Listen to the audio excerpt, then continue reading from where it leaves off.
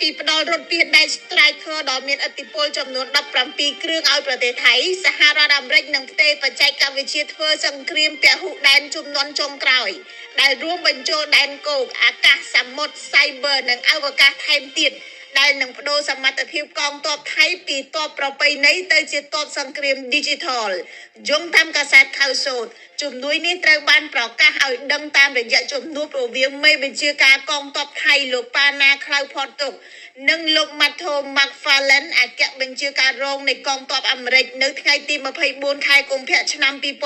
2026ក្នុងពេលប្រទេសទាំងពីរកំពុងធ្វើសំយុទ្ធយោធាពូជវិជ្ជមាស Striker ដែលអាមេរិកផ្ដល់ឲ្យថៃមិនមែនជារថពាសដែកធម្មតាទេ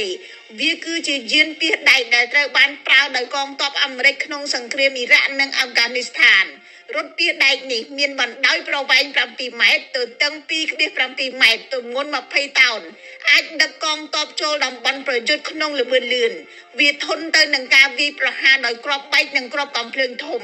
រថពាសដែកនេះមានបំពាក់កាំភ្លើង30មីលីម៉ែត្រអាចពំមីស៊ីលប្រតិបត្តិការបានទាំងក្នុងសង្គ្រាមទីក្រុងនិងសង្គ្រាមតាមជីដែន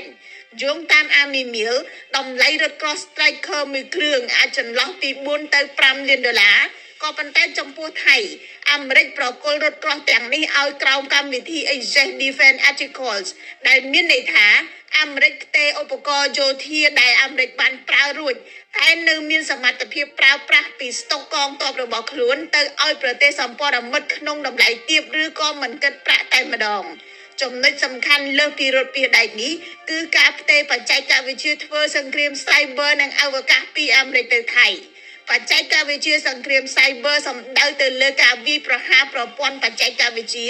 បណ្ដាញយោធានិងប្រព័ន្ធគ្រប់គ្រងសង្គ្រាមចំណែកសង្គ្រាមអវកាសសំដៅទៅលើបច្ចេកវិទ្យាផ្កាយរណបយោធាប្រព័ន្ធសង្កេតការណ៍ព័ត៌មានស៊ើបការណ៍និងប្រព័ន្ធបញ្ជូនមីស៊ីលតាមអវកាសវាជាប្រភេទសង្គ្រាមដែលប្រទេសមហាអំណាចដូចជាអាមេរិកនិងចិនកំពុងប្រកួតប្រជែងខ្លាំងបំផុតនៅសតវត្សទី21អាមេរិកមិនទាន់ចេញសេចក្តីថ្លែងការណ៍ណាមួយពីជំនួយយោធាទាំងនេះទេទោះយ៉ាងណាតាមប្រវត្តិសាស្ត្រថៃគឺជាសម្ព័ន្ធមិត្តយោធាចាស់វស្សារបស់អាមេរិកនៅអាស៊ីអាគ្នេយ៍និងជាមិត្តសន្ធិសញ្ញាសន្តិសុខក្រៅ NATO ដែលធ្លាប់អនុញ្ញាតឲ្យអាមេរិកប្រើមូលដ្ឋានយោធាក្នុងសង្គ្រាមវៀតណាមអំឡុងឆ្នាំ1960ដល់1975ការផ្ទេរ Striker និងបច្ចេកវិទ្យាសង្គ្រាមជំនាន់ថ្មីលើកនេះក៏អាចជាសញ្ញាថាក្រុង Washington កំពុងបង្កើតឥទ្ធិពលយុទ្ធសាស្ត្រលើថៃនៅពេលដែលតំបន់អាស៊ីคล้ายទៅជាគន្លងប្រកួតឥទ្ធិពលរវាងមហាអំណាចក្រៅពីផ្ដល់រថពាសដែក Striker ដ៏មានឥទ្ធិពលចំនួន17គ្រឿងឲ្យប្រទេសថៃសហរដ្ឋអាមេរិកនឹងផ្ទេរបច្ចេកវិទ្យាធ្វើសង្គ្រាមពហុដែនជំនាន់ចុងក្រោយដែលរួមបញ្ចូលដែនគោកអាកាសសមុទ្រ Cyber និងអវកាសថែមទៀតដែលនឹងបដូរសមត្ថភាពកងទ័ពថៃពីទ័ពប្រពៃណីទៅជាទ័ពសង្គ្រាម Digital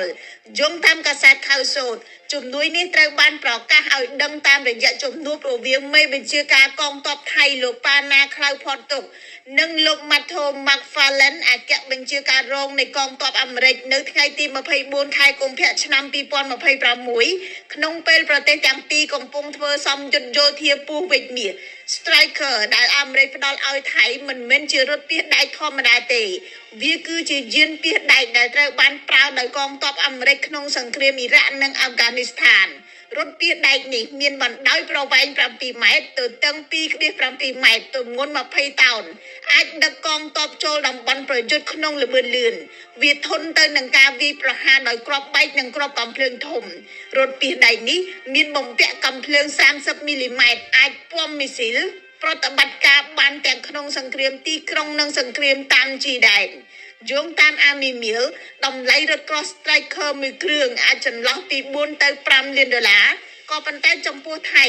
អាមេរិកប្រគល់រថ Cross ទាំងនេះឲ្យក្រោមកម្មវិធី Exchange Defense Articles ដែលមានន័យថាអាមេរិកផ្ទេរឧបករណ៍យោធាដែលអាមេរិកបានប្រើរួចតែនៅមានសមត្ថភាពប្រើប្រាស់ពីស្តុកកងទ័ពរបស់ខ្លួនទៅឲ្យប្រទេសសម្ព័ន្ធមិត្តក្នុងតម្លៃទាបឬក៏មិនគិតប្រាក់តែម្ដងចំណុចសំខាន់លើសពីរថពាសដែកនេះគឺការផ្ទេរបច្ចេកវិទ្យាធ្វើសង្គ្រាម Cyber និងអវកាសពីអាមេរិកទៅថៃ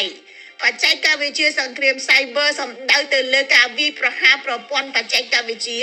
បណ្ដាញយោធានិងប្រព័ន្ធគ្រប់គ្រងសង្គ្រាមចំណែកសង្គ្រាមអវកាសសំដៅទៅលើបច្ចេកវិទ្យាផ្កាយរណបយោធាប្រព័ន្ធសង្កេតការណ៍ព័ត៌មានស៊ើបការណ៍និងប្រព័ន្ធបញ្ជូនមីស៊ីលតាមអវកាសវាជាប្រភេទសង្គ្រាមដែលប្រទេសមហាអំណាចដូចជាអាមេរិកនិងចិនកំពុងប្រកួតប្រជែងខ្លាំងបំផុតនៅសតវត្សទី21អាមេរិកមិនទាន់ចេញសេចក្តីថ្លែងការណ៍ណាមួយពីជំនួយយោធាទាំងនេះទេទោះយ៉ាងណាតាមប្រវត្តិសាស្ត្រថៃគឺជាសម្ព័ន្ធមិត្តយោធាចាស់វស្សារបស់អាមេរិកនៅអាស៊ីអាគ្នេយ៍និងជាមិត្តសន្ធិសញ្ញាសន្តិសុខក្រៅ NATO ដែលធ្លាប់អនុញ្ញាតឲ្យអាមេរិកប្រើមូលដ្ឋានយោធាក្នុងសង្គ្រាមវៀតណាមអំឡុងឆ្នាំ1960ដល់1975ការផ្ទេរ Striker និងបច្ចេកវិទ្យាសង្គ្រាមជំនាន់ថ្មីលើកនេះក៏អាចជាសញ្ញាថាក្រុង Washington កំពុងបង្កើតឥទ្ធិពលយុទ្ធសាស្ត្រលើថៃនៅពេលដែលតំបន់អាស៊ីក្លាយទៅជាគន្លងប្រកួតឥទ្ធិពលរវាងមហាអំណាច។